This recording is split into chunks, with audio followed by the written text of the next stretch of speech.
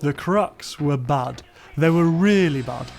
And I thought if I didn't do something about it quickly, my house was going to collapse. But the thing that made the structural integrity of Round Corner much worse is the fact that I, an electrician, took the entire corner apart. I'm not a builder, so it's going to be very interesting to see if I can put it back together again without anything falling down. And that's what we're going to be doing in this video. Many people will be pleased to know that I'm reusing the bricks that came out of this window when it was unblocked. And they are a good match. They're a brilliant match, in fact. I was considering using something completely different intentionally, but decided against it as there was an overwhelming majority advising I do not do that, including conservationists. So that was a bad idea. We're going for aesthetics. The glue that I'm using to hold all of the bricks together is lime based. It's a lime mortar. There's zero cement in it at all. And I'm reading a book by Nigel Copsey, and it's making me think about lime mortar a bit more. And I'm going to put a link to the book in the description because it's absolutely brilliant if you're interested in this sort of thing. Now, I think that I could analogise lime mortar with vehicle suspension. If you've ever ridden something without suspension, it's bloody awful. I once made a trike when I was younger out of a couple of old BMXs, and it had a water pump generator, and that had no suspension, and all of those shocks went straight up your spine.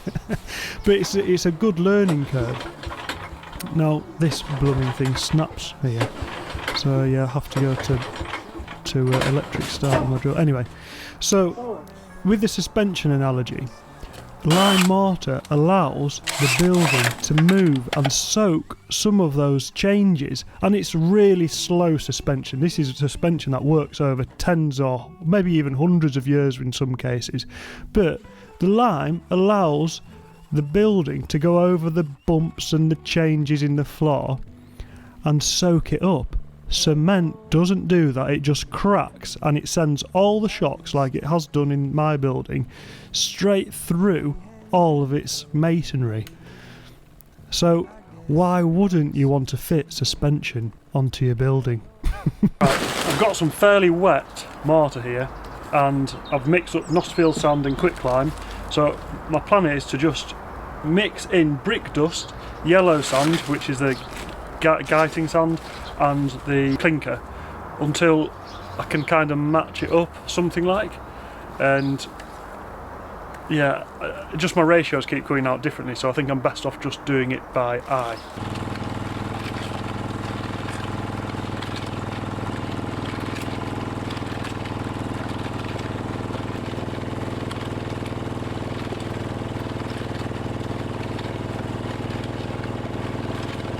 This is our existing mortar that's come out, and then this is just what we've mixed up, obviously.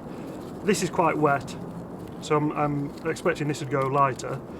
This is obviously not carbonated, so it'll change anyway, so I think this is about as close as I'm going to get it without messing it up any more.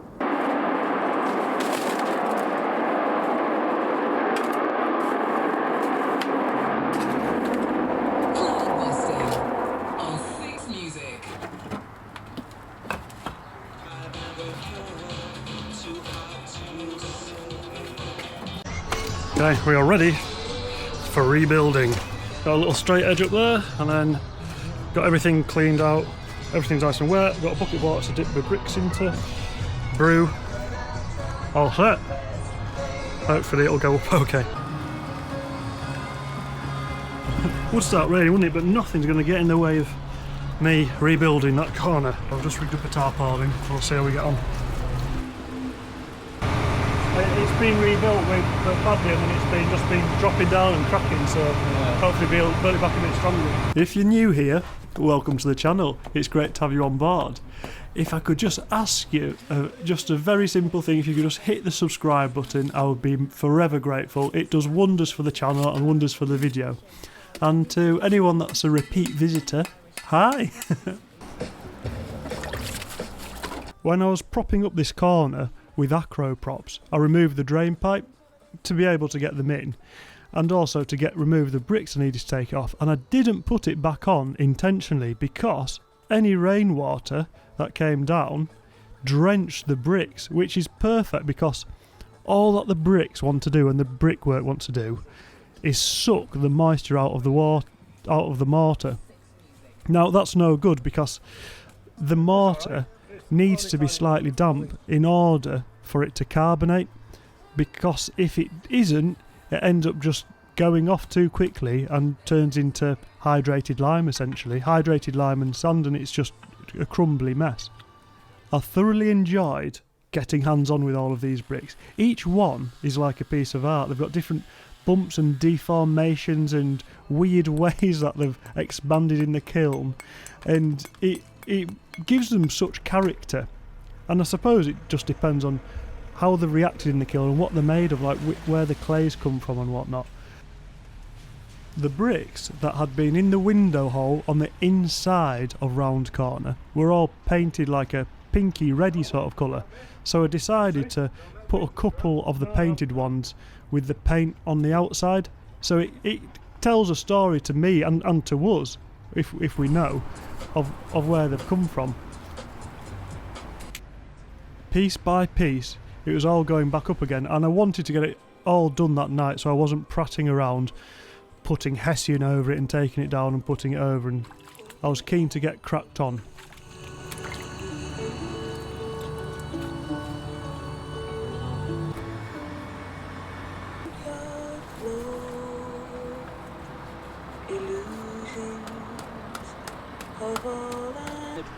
Like birds. Charismatic.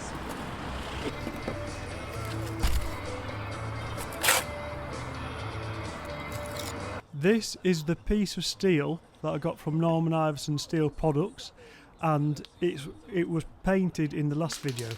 The thing with this is I wanted to get it as tight as I possibly could up to the RSJ, because as soon as I take the acro props down it's going to be putting its weight onto it, so I wanted it to be a really good connection with those two, as flat and perfect as possible.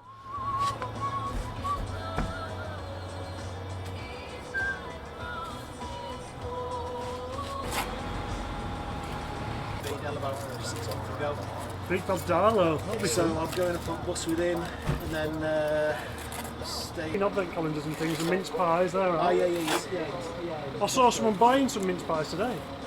He had a crate of Budweiser and a packet of mince pies. I thought, you're living the dream. Yeah, wow. Yeah. I need to get some fruit in my life and a mince pie. Nice. That's the one. Oh, that's cricket. I should have come over and put it in for a video. Do you want to put it in? No, it's too late now. No, don't take it back out, that would be ridiculous. I can take it back. No, don't do it. I don't want to get my hands booked anyway. You're obviously not a traditional electrician, Max. It looks like you don't tidy up after yourself though, so you've got that down. There's absolutely nothing wrong with this work site. There we go. Getting nice zoom in there. I can't put that on. No, sorry. Pronounced LDP. It's Marina Thompson there as well. That one's called Ostracised. LDP plays Manchester tonight at Yes. I'm gonna have to stop because I can't feel my fingers. And we were back in business after putting some warm clothes on and a hat. I think when you're in a bit of a flow-like state, or when you're just completely absorbed by whatever you're doing, it's so the temptation to just ignore your body's demands, like eating, going to the toilet, or just being warm. They end up sort of, all those demands kind of accumulate until it just gets a little bit unbearable, and you're like, I do actually need to stop now.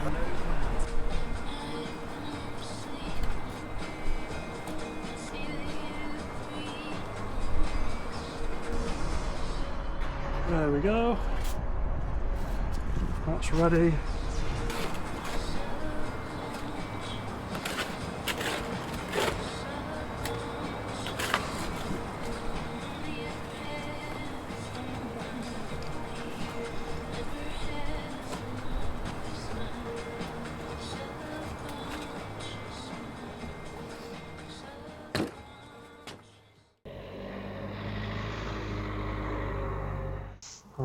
Right, what have we got here? That's better. I'm just using my churn brush to expose the aggregate here. It's another thing that I get completely in the zone doing because it looks so good when you expose those little bits of sand and clinker and lime and blah blah blah. But my friend actually drove past when I was doing it with her kids in the car, and she asked the kids what I was doing, and the kids replied, "Oh, I was just hitting the wall with a brush." So you just look like an absolute certified nut job doing things like this out in the open. Pulling off lots of silicone from this board. It does such a good job, but possibly a bit too good. It's from the pre-burnt sand mastic days. You what? Yeah, I can take a picture of you. You're looking very fancy.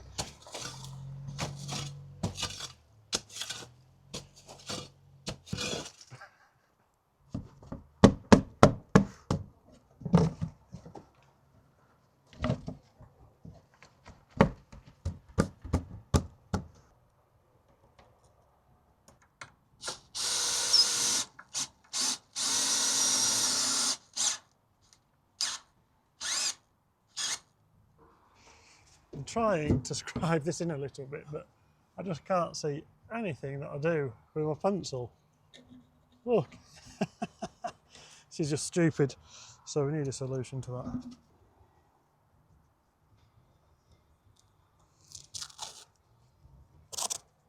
There we go, with the old masking tape.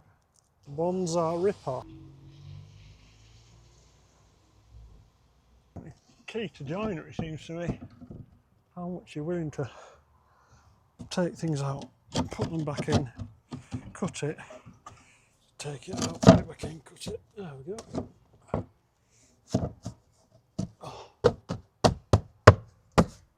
Okay, it doesn't fit anymore, but scribed into the old brickwork, but I do not care. That is good because it's going to get covered up with a load of burnt sand mastic, so it doesn't actually matter. I've got a door problem. When somebody's knocking at the door, I just cannot hear them inside, and it can be a bit of a problem, especially if it's an important delivery or someone that's just been trying to get in touch with me. So I've got a solution for this, and it's a doorbell intercom system that actually suits the building and allows me to be able to reuse what I'm using. A few people commented about this letterbox, and it wasn't made on a Friday night at the letterbox factory. It just came from French eBay, and I love it because it's kind of halfway between Art Nouveau, Art Deco. I painted it gold, and then I painted it black and sanded it down so it exposes some of the gold parts and gives it a little bit of the what did I call it before? Shaggy peach. Makes it look a bit shabby chic. And yeah, I'm a massive fan of that letterbox. Here we go. Here's our door intercom system. It's made by DoorBird, and it's actually an intercom which doesn't look naff like a modern fandangled thing. It's antique brass, sort of an aged finish, which I think is going to look great in my doorway. Yeah! I thought it'd be a good time to put some double boiled linseed oil onto the woodwork, and it really did just soak it up. It was very thirsty, and I thought it would also be a good point to put some burnt sand mastic in at the sides there. So it's just a combination of the silica sand and the double boiled linseed oil. I did actually make this a little bit too wet, I think. I might have to go over it again with some drier stuff. You live, you learn.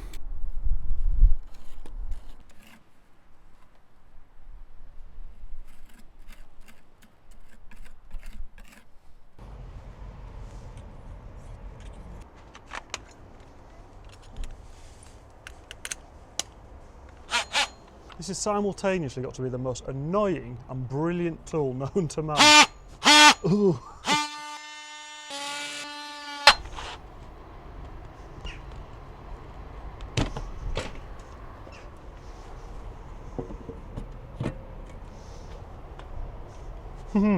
Although look at all this that's just dropped out. I wanted to see if I could fit an electric door latch onto these doors to go with the intercom system. This is how the door latch works, so I can't push that because there's no power to this little coil which pulls this down. So when I put power to it, pulls that down, and then that means that can open and I can push through it. Take power off. I can't because that's not pulled down. A little bit of chiselling, drilling and screwing later, I found a problem. It's very difficult to open. So I think I need to make this part, I need to adjust this.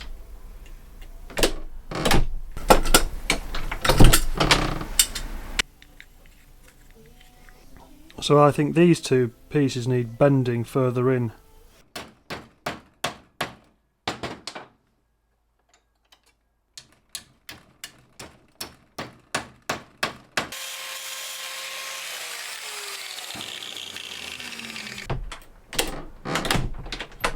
Hey, perfect. I'm putting on an RJ45 connector here, and anyone that doesn't do this and they want to put some RJ45 plugs on, I recommend the Cowden ones. I'll put a link to it. I think they're from either TLC or CPC, but I'll put the link in the description, because these pass-through RJ45 plugs are just miles above the rest, and I think the Cowden crimpers and Cowden plugs really good.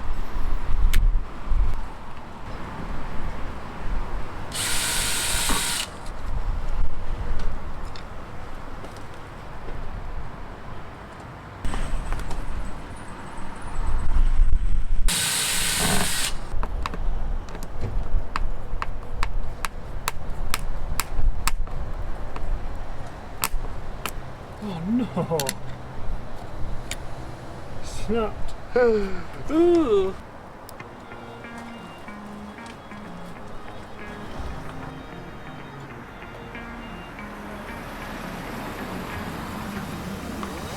That's the corner pretty much rebuilt.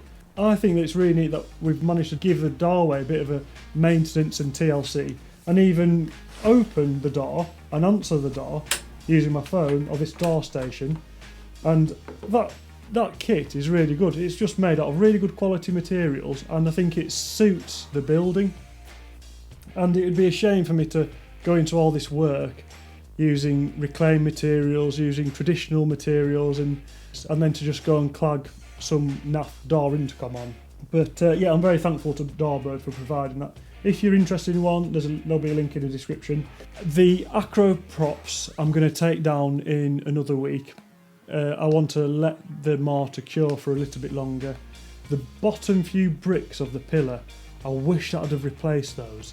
I didn't, but in hindsight, they look in pretty poor shape. I'm not too worried from a structural point of view because the weight's got plenty of time to transfer into other bricks by that point. But in the springtime, I'm going to change those. Another thing that I've learned through people commenting is that any lime that gets onto the bricks, or if it goes particularly white on the mortar, you can use tea or coffee to stain it and to make it look less new, I suppose. So I think that is going to be it for this video. We've got loads of stuff coming up. We've got the cladding to do on the outside with some windows. Hopefully Rich and Jimmy are going to be helping doing that. And then there's this window to fit here. There's also some other random bits and pieces to do there. So yeah, plenty to keep us busy. Thank you very much for watching. Take it easy. Ciao for now.